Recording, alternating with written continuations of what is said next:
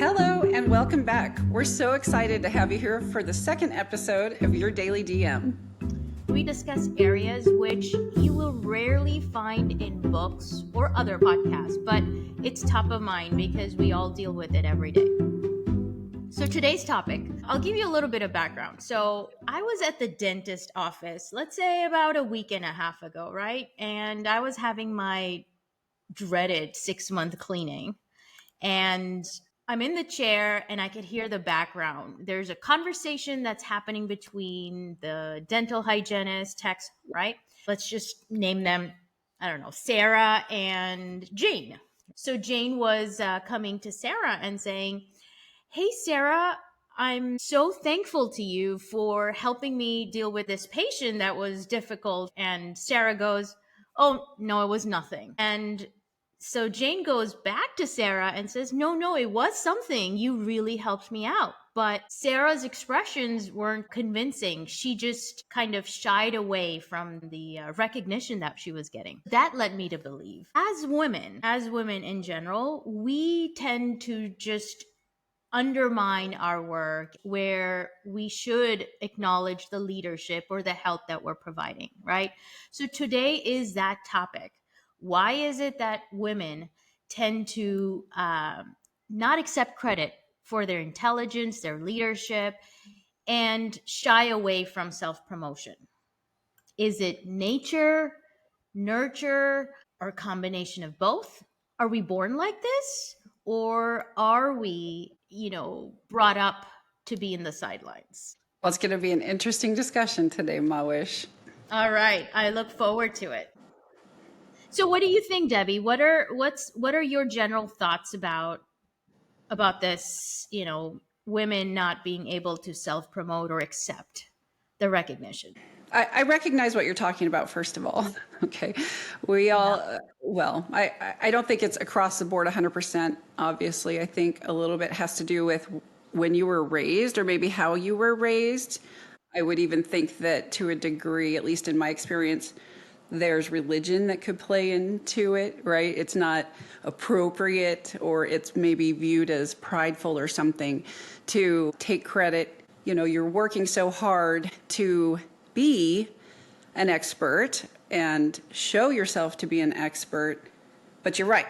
Then at the same time, when someone recognizes it, it's like, oh, it was others. It was the team. And it is the team in some cases, but yeah, there's a little bit of a deflection there. Why? I do think maybe there's a generational aspect to it.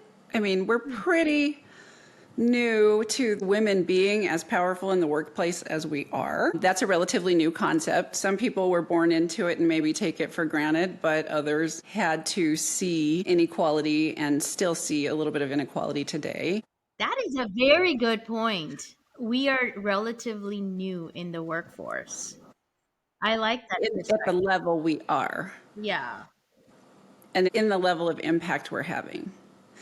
So maybe there's a little bit of that background, maybe subconscious thing about it's a man's place to do these things, but maybe not a woman's place. I don't know. I don't know if it's true or not. I think it's just it's a complex topic as to why. Why would we work so hard to become the expert only to then say it's nothing? Yeah, it's nothing, but it is something because you helped a colleague help the patient, right? Or help whoever was in the chair. Do you think it's because of our inherent characteristics, like we're supposed to be nurturing? We're supposed to be, I don't know, we're supposed to be like this motherly type. Do you know what I'm trying?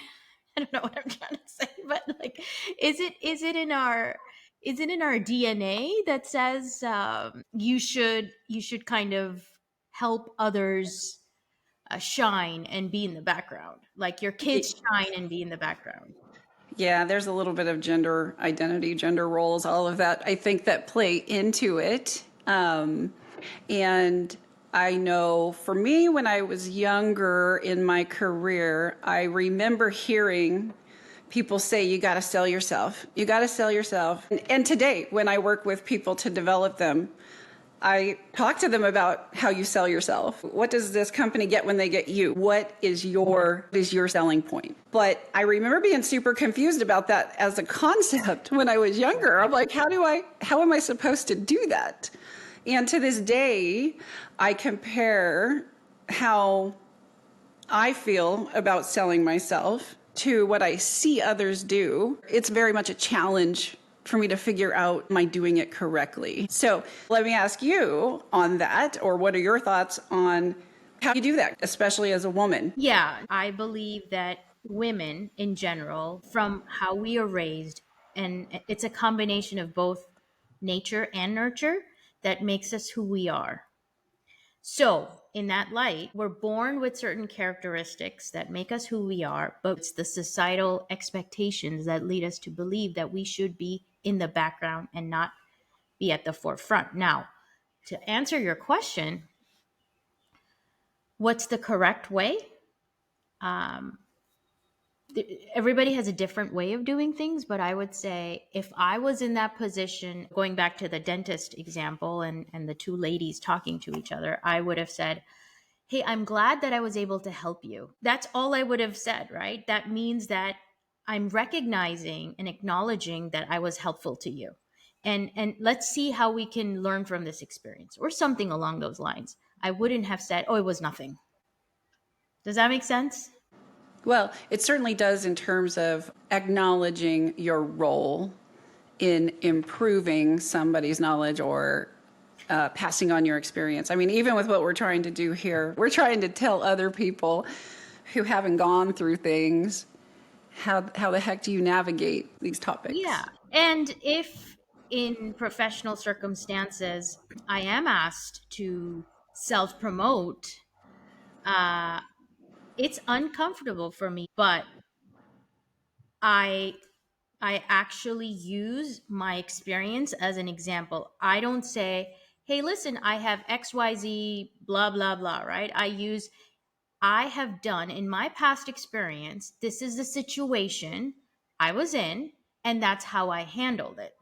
So that gives the other person confidence that I'm not new to this. I have done this before, Yeah. different circumstances, different variables, but the approach could be applied in this new situation. So let me ask you this question then, Debbie. What is a good balance from your perspective of accepting the recognition and self promoting, but not sounding like you're bragging about yourself? Yeah. It's knowing your audience, establishing yourself as an expert regardless of your audience. In my mind, establishing yourself as an expert has never been talking about everything I've ever done. I think that there's no way to substantiate that Mm-hmm. in the conversation in the moment. You've told somebody that you know what you're doing, but until they see you in action, then I don't know that you're established. There's maybe a thought in the person's mind, okay, based on this conversation, you should get it. But then as you play things out, that might not always align with that initial conversation. So number one, establish yourself as the expert. Through my career, I have focused heavily on learning and becoming the expert, and then move on and learn and become the expert and move on and learn, become the expert, move on. And over time, you've got answers and you've been there, done that. How do you influence them or convince them that you have the same level of experience or you also have the same level of learning and have provided solutions and have been successful because they don't know you and you don't know them, right? Yeah, and years does not equal the same level of experience, right? We know that you can learn so much in such a concentrated period of time, depending on the given situation that you're in, that you may far exceed somebody who has coasted in their career for the last 20 years or what have you. So that's not even relevant. You and I know it, right? We do know that. Accelerated learning. Yeah, we do know. We know it quite well. I don't have any more questions. Okay. What about you? My two were kind of on the establishing yourself and selling yourself side of things, which is probably why this conversation went this way because Self promotion is selling. it is accepting credit, just being able to look around and say, "Yeah, I did that." And be Exactly. proud of yourself. And be proud of yourself. That's key, right? Why is it that we tend to shy away from the credit? If you've done something, take credit for it. So today, what happened was I was on a call and I was having a very difficult conversation about an HR related topic. And I said, listen, I want to make sure that I rebuild trust within the organization. I've come new into this organization. I want to rebuild trust. And she said, you know, Mawish, by you just being there and providing your leadership, that in itself is a sign of trust. And I actually did this. I don't know about that. I don't know if that's a. So I doubted myself, right? And I doubted what I am bringing to the table. And that's not good because how I should have responded is, thank you so much. I'm trying my best. Here's what I want to do next to help continue to build trust.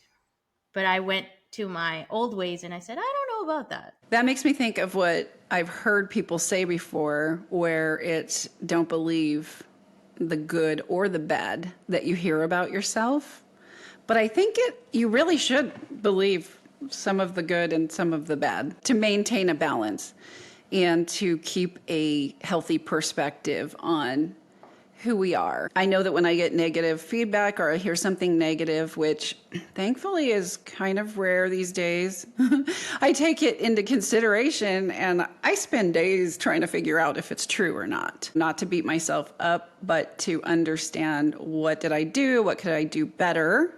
What can I do to ensure that I have healthy relationships with the people I work with, that I'm not seen as running over somebody else while I'm trying to get things done, but that I'm able to deliver on what I need to. I do think we should believe the good, though, too. So, for instance, when you have excellent retention in your teams because they only want to work for you, that is huge. Or they follow you from one job to the next and they'll tell you, if you go anywhere, you got to take me with you. That is stuff to believe. Right. And so I think we need to be more accepting that what we're doing is working, and we should be proud of those things. Yeah, I think that's a key word, be proud. If you don't believe in yourself, you won't portray confidence and pride in your communication. So I think that's key. All right, so then I have a question for you then. Oh, wait. Oh, okay. Okay. Let me get ready. You're so cute. Oh my goodness. So, along the lines of gaining experience so that you can establish yourself as the expert. I mean, I know you're very experienced. You've had a lot of concentrated years, as I have, of very intense learning. What would be some of the things that you do today to continue to establish yourself, especially in areas that you're not the expert, but you want to tackle it? So we both have had instances where we don't have the luxury of official training. So we've had to learn on the job or on the spot. So what I tend to do before early on, and I'll come back to what I do differently today. Early on, I believe it was the lack of knowledge. I would go to procedures. This is what my process says. Today, I listen before I react. And I listen to everybody in the room. And it's very tough for me, trust me, just to stay silent. I listen to everybody in the room and then I'm framing my answer because I'm listening. And I put all the pieces together and I say, I'm assuming the process says XYZ. Here's what I am seeing. And I am seeing ABC, and this is how we should approach the issue. So the key message here for me is I've changed my approach. Before, I would just react. Now I listen, I frame my answer, get my thoughts together, and then I speak, which in essence is speaking from experience, because you don't have to have gone through every single experience. You put all of your experiences together and then you speak from a direction perspective. So I'm giving direction from experience, and in some cases I bring in previous examples from previous companies into the mix. And so that helps establish the experience. Yeah. Hopefully that answers your question.